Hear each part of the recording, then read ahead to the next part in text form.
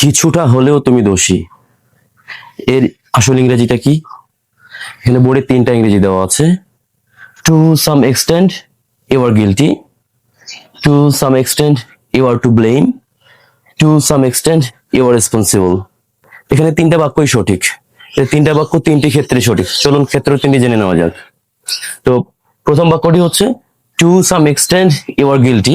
এটা হচ্ছে কোনো আইনি অপরাধ অথবা বড় কোনো ভুলের ক্ষেত্রে আমরা বলতে পারি to some extent you are guilty, কিছুটা হলেও তুমি দোষী।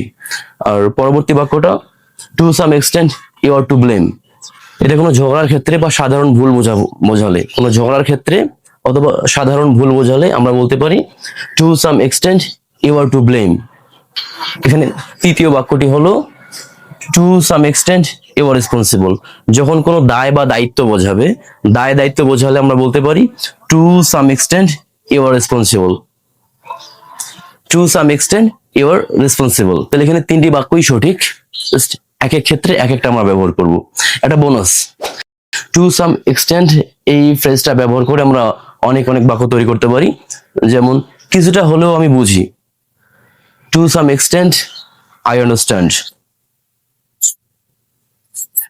কিছুটা হলেও আমি বুঝি, to some extent I understand. কিছুটা হলেও তুমি সেখানে যাও, to some extent you go there. তো এরকম করে টু সাম এক্সটেন্ট ফ্রেজটা ব্যবহার করে আমরা অনেক অনেক বাক্য গঠন করতে পারি। Thank you for watching the video.